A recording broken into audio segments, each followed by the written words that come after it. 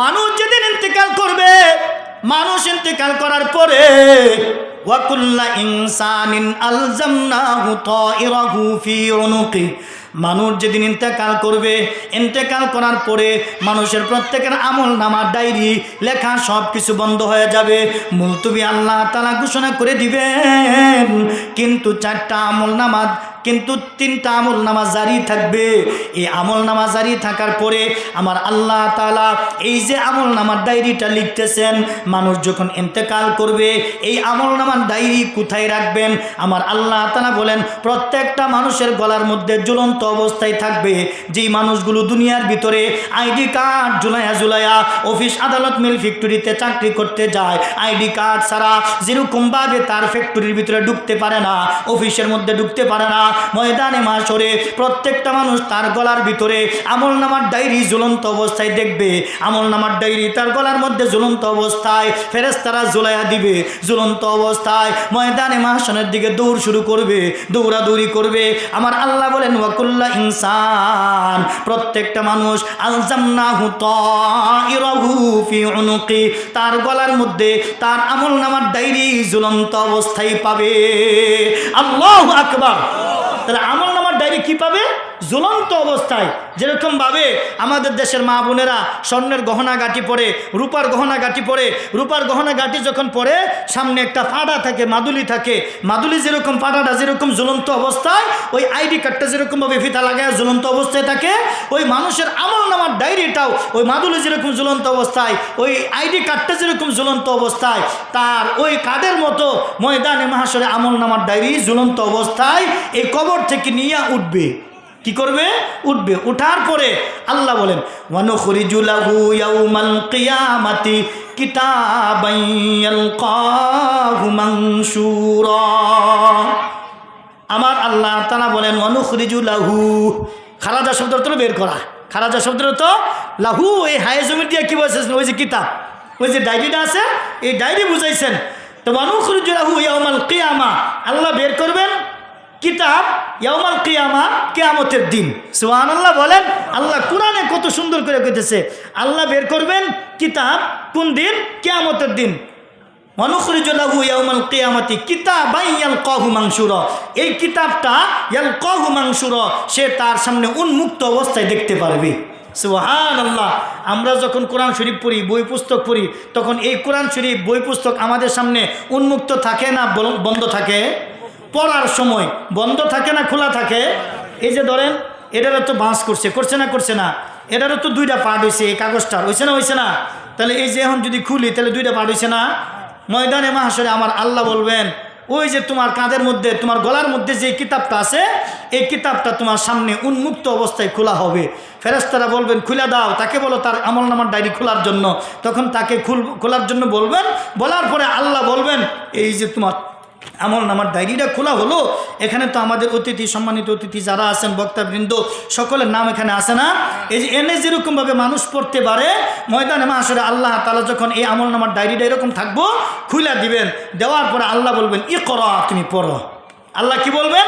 ইকরা, তুমি পড়ো। এই যে তোমার যে আমল নামার ডায়েরিটা তোমার সামনে উন্মুক্ত অবস্থায় দেখতেছো, খোলা অবস্থা, এটা তুমি পড়ো। কিতাবাকা, এই বইখানা, কাফা বিনাফসিকাল ইয়াউমা আলাইকা হাসিবা, এখন এই বইখানা তুমি পড়ো, তোমার হিসাব তুমি নিজেই দেওয়ার জন্য যথেষ্ট। আল্লাহু আকবার। আল্লাহ কি কইছে? তোমার নিজের হিসাব নিজেই দেওয়ার জন্য যথেষ্ট। সুপারিশ পরে ডাকবেন, সাক্ষী পরে ডাকবেন। তাহলে 1 নাম্বার কিরামান কাতিবিন, 2 নাম্বার হলো এই যে ডায়েরি, এই কিতাব দেখবো, আর যার যার হিসাব, যার যার আমল নামা, যার যার সব কিছু পড়তে থাকবো। এখন আমাদের ভিতরে একটা প্রশ্ন থাকতে পারে, হুজুর ইকরা কিতাবাকা, এই বইখানা যে পড়বার কইব, আমরা তো শিক্ষিত না। কথা ঠিক কিনা জোরে বলেন? এই বইয়ের মধ্যে যে লিখতেছে, এই কিতাবটার মধ্যে লিখতেছে, এটা তো বাংলা ভাষায় লিখতেছে না, ইংরেজিতে লিখতেছে না, হিন্দি ভাষায় লিখতেছে না, একমাত্র লিখতেছেন কিসের কি দিয়া? আরবি। কি দিয়া লিখতেছেন? আরবি দিয়া লিখতেছেন। এই জন্য আল্লাহ রসুল বলছেন তোমরা আরবিকে ভালোবাসো, আমি আরবিকে 3 কারণে ভালোবাসছি। সুবহানাল্লাহ বলেন। আল্লাহ রসুল আরবিকে 3 কারণে ভালোবাসছেন। কয় কারণে? আরেকটু জোরে বলেন, কয় কারণে? 1 নাম্বার আমার আল্লাহর ভাষা, আরেকটু জোরে বলেন আল্লাহর ভাষা। তাহলে জান্নাত জাহান্নামের ভাষা, কবরের ভাষা। তাহলে আল্লাহর ভাষা যেহেতু আরবি, তাহলে আল্লাহ তাআলা সমস্ত জগতে, সমস্ত জায়গায়, আসমানে, জমিনে, মাটির নিচে, মাটির উপরে এবং আসমানে, জান্নাত, জাহান্নাম, আরশ, কুরসি, লৌহ কলম যত জায়গায় আছে সমস্ত জায়গায় আরবি, স্পিকিং দ্য আরবি। কথা ঠিক? এজন্য সব জায়গায় আরবি, মাটির নিচেও চলবে আরবি, মাটির উপরেও আরবি, মাটির উপরে যে আসমান আছে আসমানের আরবি, আসমানের মধ্যবর্তী যত জায়গায় আছে সমস্ত জায়গায় আরবি। আর সমস্ত গাছ বৃক্ষ তরুলতা, ওয়া ইন মিন শাইইন ইল্লা ইউসাব্বিহু বিহামদিহি ওয়ালাকিন লা তাফকাহুনা তাসবিহাহুম। গাছ বৃক্ষ তরুলতা, হাইওয়ান, জানোয়ার, এমন কোনো প্রাণী নাই, এমন কোনো বৃক্ষ নাই, সমস্ত বৃক্ষ, সমস্ত গাছ বৃক্ষ তরুলতা সবাই আল্লাহর তাসবিহ, আল্লাহর জিকির, আল্লাহর নামের স্মরণ, আল্লাহর নামের জিকির আরবিতে করতেছে। সুবহানাল্লাহ বলেন। কিন্তু মানুষ শুধু বিভিন্ন দেশে, বিভিন্ন রাষ্ট্রে যার যার ভাষা, যার যার কথা বলছেন। কিন্তু আদম আলাইহিস সালামকে আল্লাহ তাআলা কোন ভাষা দিছিলেন? আরবি ভাষা দিয়ে বানাইছিলেন। এখন ভাষা কেউ যার যার মন মতো কইতে কইতে কইতে কইতে ইংরেজি হয়ে গেছে গা। এখন এটা তো আমরা বানাইছি, ফ্রান্সি হয়ে গেছে, অর্থাৎ আর কি এই ফার্সি আর কি, ফার্সি হয়ে গেছে, এটা আমরা বানাইছি। উর্দু এটা আমরা বানাইছি, কিন্তু আরবি এটা আল্লাহর ভাষা। আল্লাহ আরবি ভাষা দিয়াই মানুষ দুনিয়ার মধ্যে পাঠাইছিলেন। হযরত আদমের শেষ পর্যন্ত তার সন্তানেরা কিছু কিছু ভাষা ভুল্লা গিয়া পরে এরকম হজবরল ভাষায় কথা কওয়া শুরু করছে। এখন আরব কান্ট্রিতে আরবি থাকার কারণ কি? আরব কান্ট্রিতে আরবি থাকার কারণ হলো, এটাও বুঝেন, আরব কান্ট্রিতে আরবি থাকার কারণ হযরত আদম আলাইহিস সালামের একজন সন্তান ছিল হযরত শীষ নবী। নবীর নাম কি? হযরত শীষ আলাইহিস সালাতু ওয়াস সালাম। হযরত শীষ আদম আলাইহিস সালাম প্রত্যেকটা সন্তান জোড়ায় জোড়ায় জন্মগ্রহণ করতেন। কি করতেন? জোড়ায় জোড়ায়। আগের তরফে এক ছেলে এক মেয়ে, পরে হয়েছে পরের বছর এক ছেলে এক মেয়ে। আগের বছর যে ছেলে জন্ম করছে এই ছেলে আর পরের বছর মেয়ের সাথে বিয়ে হইতো, পরের বছরের ছেলে বড় মেয়ের সাথে বিয়ে হইতো, এরকম আর কি, উল্টাপাল্টা করতেন। এখন শীষ আলাইহিস সালাতু ওয়াস সালাম দুনিয়ার মধ্যে একা আসছে। শীষ আলাইহিস সালাম দুনিয়ার মধ্যে একা আসছে, ওনার সাথে আর কোনো সাথী সঙ্গী আসে নাই। এখন উনি কি বউ ছাড়া থাকবো নি? সবারই তো বিবি আছে, তাহলে ওনার কি বিবির দরকার আছে না? আল্লাহ তাআলা আদম আলাইহিস সালাম যখন অন্তিম অবস্থা, যখন উনি ইন্তেকাল করবেন, অসুস্থ হয়ে গেছে, এমন সময় উনি সন্তানদেরকে সবাই ডাক্কা করতেছে, আমার তো একটা ফল খাইতে মন চাইতেছে, মেওয়া ফল, তোমরা যদি আমার খাওয়াইতা তাহলে আমার মনটা একটু শান্তি লাগতো। কারণ এই ফল তো উনি দুনিয়ার কোথাও খাইছে না, খাইছে তো জান্নাতে। খাইছে কোথায়? জান্নাতে। সন্তানেরা এই মেওয়া ফল খুঁজতে খুঁজতে এক এক সন্তানে এক এক দেশে গেছে গা, এক এক সন্তান এক এক দেশে গেছে। কেউ মাদায়ানে, কেউ ফিলিস্তিনে, কেউ জর্ডানে, কেউ এই ধরেন ইউরোপে, কেউ বাংলাদেশের এই দেশে, এরকম আর কি ধরেন ছিটে বিড়ে আর কি, এক এক সন্তান এক এক দেশে গেছে গা। পরে মৃত্যুবরণ করার আগে কেউ যায় আবার বাবার সামনে একত্রিত হয়েছেন, কেউ হইতারছে না, কেউ মৃত্যুবরণ করার পর হয়েছে, কেউ যে আইছে এই আওয়া আর কেউ গেছে না, এরকম হয়েছে আর কি। তো যাই হোক, এখন শীষ আলাইহিস সালামরে তো বিয়ে করে দিব, এখন জান্নাতি ফল মনে হয়েছে আদম আলাইহিস সালাম, আমি তো এই ফল দুনিয়াত খাইছি না, খাইছি তো জান্নাতে। বলে বাবা আল্লাহ তো তোমার নবী বানাইবো। সুবহানাল্লাহ বলেন। শীষ নবীরে কি কইতেছে? আল্লাহ তো তোমার নবী বানাইবো, তুমি যাই একটু কষ্ট করিয়া ওই যে পাহাড়ে যাও, যাই আল্লাহর কাছে একটু ফরিয়াদ করো, আল্লাহ যাতে জান্নাত থেকে আমার একটু মেওয়ার ব্যবস্থা করে। তখন যাইয়া ফরিয়াদ করছে, শীষ আলাইহিস সালাম করতেছে, আল্লাহ কয় আব্বা আপনি তো নবী, আপনি তো আল্লাহর নিজের হাতের বানানো সর্বপ্রথম বান্দা, আপনি যা এখন। কলে বাবা আমি পারতাম না। কেলিকা পারতাম না? আমি একটা ভুল করছিলাম, এই ভুলের কারণে আমি 350 বছর কাঁদছি। কয় বছর? চিন্তা করে দেখেন, একটা ভুল করছেন। আপনারা জানেন গন্ধম ফল খাইছেন, গন্ধমই জানেন, যেহেতু এটাই বলি, এটার বিস্তারিত গন্ধম কি এবং কি কারে গন্ধম কয় এই বিষয়ে আলোচনা করার সময় নাই। তখন গন্ধম ফল খাওয়ার কারণে কি হয়েছে? জান্নাত থেকে আল্লাহ তাআলা বাড়ি করে দিয়েছে, প্রস্রাব পায়খানা শুরু হয়ে গেছে, জান্নাতে পোশাক খসে গেছে গা, অনেক ইতিহাস। বলে বাবা আমার দ্বারা সম্ভব না।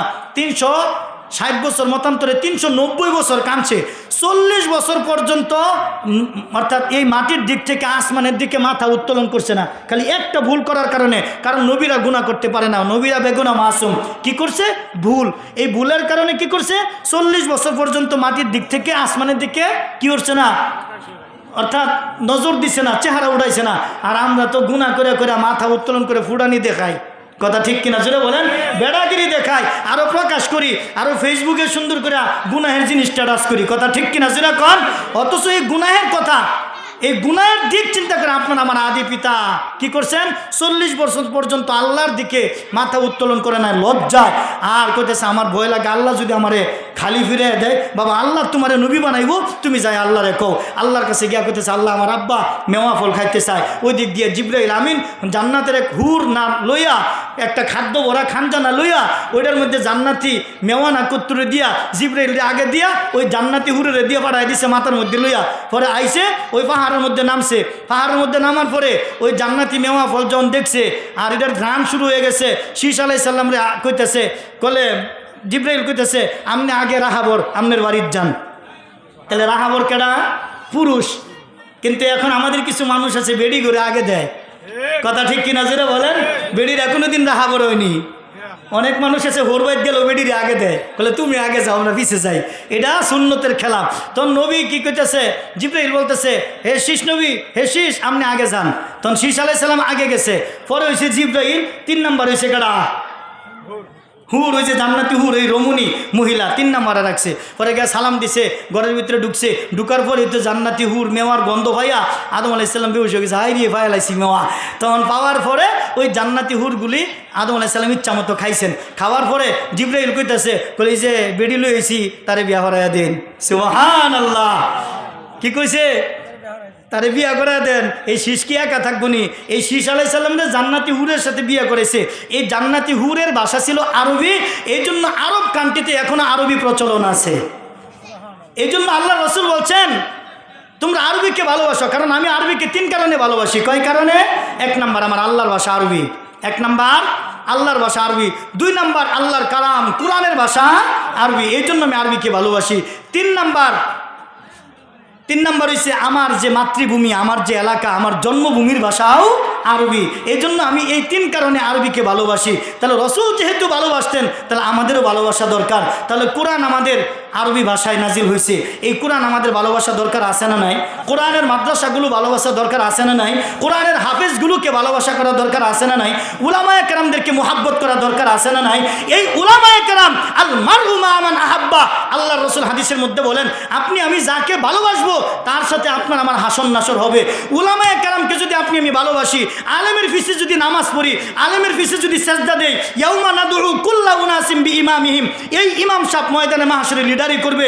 আল্লাহরে বলবেন আল্লাহ উনি আমার পিছনে, আমার শাহাদত সাহেব উনি আমার পিছনে নামাজ পড়ছে, আমার শামসুল ভাই আমার পিছনে নামাজ পড়ছে, আব্দুল শেখ সাহেব আমার পিছনে নামাজ পড়ছে, আব্দুল্লাহ, আব্দুর রহমান, আব্দুল করিম ওনারা সবাই আমার পিছনে নামাজ পড়ছে। আল্লাহ আমি ইমাম, আমি কথা দিতেছি, আমি সুপারিশ করতেছি, আমি আমার এই মুসল্লি ঘরে ছাড়া আমি জান্নাতে যাব না। সুবহানাল্লাহ বলেন। তাহলে ইমাম সাহেব তো চিনবো মসজিদের সাথে সম্পর্ক থাকলে, না খালি ওয়াজ করাইলে। হ্যাঁ, মসজিদের সাথে সম্পর্ক রাখলে ইমাম সাহেব চিনবো, কথা ঠিক কিনা জোরে কন? তাহলে ইমাম সাহেব চিনবো যে উনি মুসল্লি ছিলেন, উনি আমার মুসল্লি, উনি আমার মুসল্লি, উনি মুসল্লি। আল্লাহরে কইব আল্লাহ আমার পিছে সাপোর্ট করছে, আমারে ভোট দিছে, আয় আল্লাহ আমার ইমাম সাহেব রাখছে, আমারে সবার আগে রাখছে, আল্লাহ আমি সুপারিশ করতেছি। আল্লাহ তোমার নবীজি কইছিল দুনিয়ার সবচেয়ে বড় মসজিদ ছিল খানায় কাবা বাইতুল্লাহ, তারপরে মদিনা, তারপরে মসজিদ আকসা, এরপরে সবচেয়ে বড় বড় জামি মসজিদ, এরপরে এইভাবে লাইন ধরতে ধরতে ধরতে ধরতে ধরতে ধরতে আঙ্গুরে দক্ষিণ গলদাপাড়া এই মসজিদও লাইন ধরবো। লাইন ধরলে ইমাম সাহেব করে আল্লাহ ডাকবো, এই ইমাম সাহেবরা তোমরা কোথায় আসো, যত ইমাম সাহেব মন্দিরে তত ইমাম সাহেব হোক, সবাইরে ডাকবো। ডাকার পরে বলবো তুমি কি ইমামতি করছিলা, তুমি কি নেতামি করছিলা, তুমি কি লিডার ছিলা, ওই সমাজের নেতা ছিলা, তোমার পিছনে কি উমুক উমুক উমুক উমুক নামাজ পড়তো? তখন কব আল্লাহ হ্যাঁ পড়ছে, হ্যাঁ পড়ছে, হ্যাঁ পড়ছে, হ্যাঁ পড়ছে, আল্লাহ হ্যাঁ পড়ে নাই, হ্যাঁ পড়ে নাই, হ্যাঁ পড়ে নাই।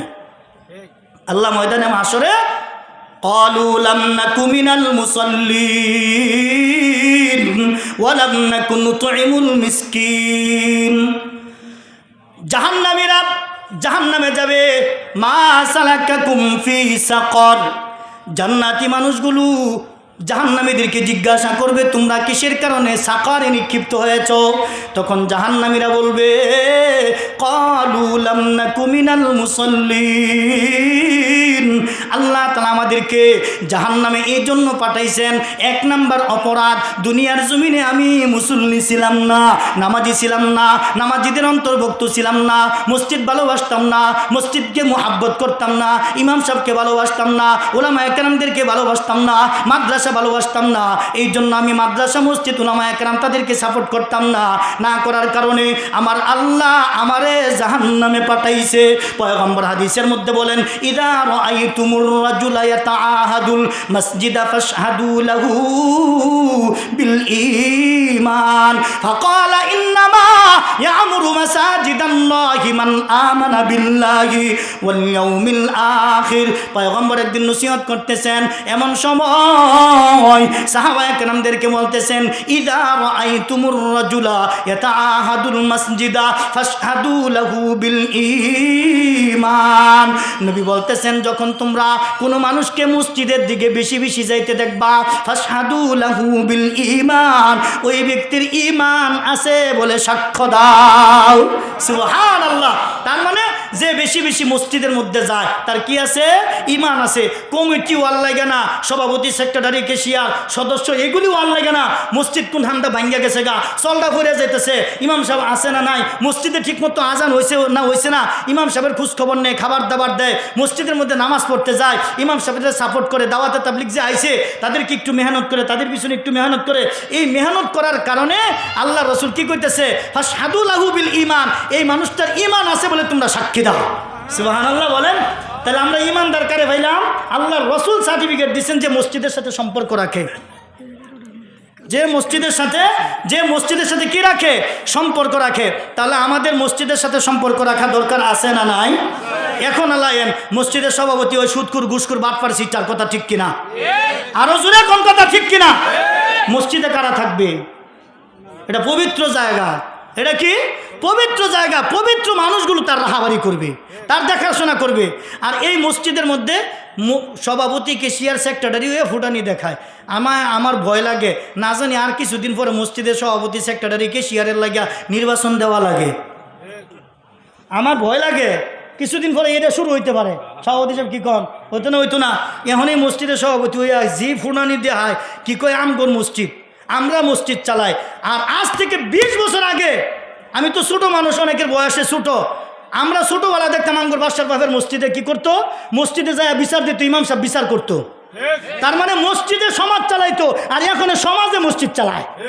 কথা ঠিক কিনা জোরে বলেন? আগে মসজিদে সমাজ চালাইতো, আর এখন সমাজে মসজিদ চালায়। কলে আঙ্গর মসজিদ, আগে কইতো আঙ্গর সমাজের মসজিদ। কথা ঠিক কিনা জোরে বলেন? আমি যেরকম হক কথা কই, আপনারা তো কয় নিজে ঠিক ঠিক কইতে, শুনুন তো আমার হুদ্দর কথা কোন লাগে, পরে তো কোন হুজুরে খালি কি যে কয়, ঠিক কিনা জোরে কন। তাহলে মসজিদ তারা খোঁজ খবর নেয় যারা মসজিদকে ভালোবাসে, যারা মসজিদকে ভালোবাসে। আর এই ভালোবাসাই এই কিতাবের মধ্যে লেখা থাকবো, এই ভালোবাসাই এই কিতাবে লেখা থাকবো। কিতাবে কই আল্লাহ, আমি তো মসজিদে দান করছিলাম, আমি তো মসজিদে নামাজ পড়ছিলাম, আমি তো মসজিদের খোঁজ খবর নিছিলাম, ইমান সবার পিছনে সম্পর্ক আমার ছিল। তখন আল্লাহ কইব, আচ্ছা তোর দানের কারণে, তোর সম্পর্কের কারণে আমি আল্লাহ তোরে মাফ করে দিলাম।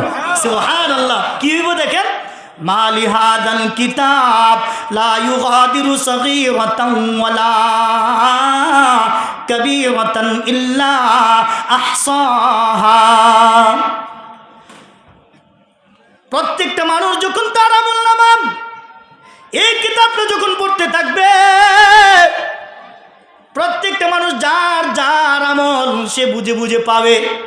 মা লিহাযাল কিতাব, সে যখন তার এই কিতাবটা পাবে, এই কিতাবটা তার সামনে থাকার পরে, পড়ার পরে যখন সে তেলাওয়াত করবে, সে দুনিয়ার কোনো ভাষাই পারে না। ওই দিন আমার আল্লাহ তাআলা প্রত্যেকটা মানুষকে আরবি ভাষায় শিক্ষিত বানাইয়া দিবে। সুবহানাল্লাহ। সব ভাষা ভুলিয়া একটা ভাষাই মাত্র পারবো, সেটা হলো আরবি ভাষা। আরবি ভাষা তখন তেলাওয়াত করতে থাকবে, মালি হাজাল কিতাব লা ইউগাদিরু সগীরাতান ওয়ালা কাবীরাতান ইল্লা আহসাহা। এটা কেমন কিতাব যেই কিতাবের মধ্যে আমার ছোট গুনাহ ছাড়ে নাই, বড় গুনাহ ছাড়ে নাই। এটা কেমন কিতাব যেই কিতাবের মধ্যে আমার ছোট নেকও ছাড়ে নাই, বড় নেকও ছাড়ে নাই। এই কিতাব পড়তে থাকবে আর কবি আল্লাহ আল্লাহ নাফসি নাফসি করতে থাকবে। কারণ ওই কিয়ামতের দিন আয-যুলুমু যুলুমাতুহু ইয়াওমাল কিয়ামা, জুলুম কিয়ামতের দিন ভীষণ অন্ধকার হইয়া দেখা দিবে। কারণ সবাই নাফসি নাফসি করতে থাকবে, সবাই নাফসি নাফসি করতে থাকবে।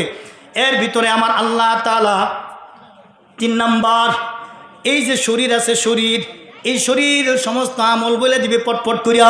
চোখে তার সাক্ষী দিবে, কানে তার সাক্ষী দিবে, হাতে তার সাক্ষী দিবে, পায়ে তার সাক্ষী দিবে। কি সাক্ষী দিবে দেখেন, আল-ইয়াউমা নাখতিমু আলা আফওয়াহিহিম ওয়া তুকাল্লিমুনা আইদিহিম ওয়া তাশহাদু আরজুলুহুম বিমা কানু ইয়াকসিবুন।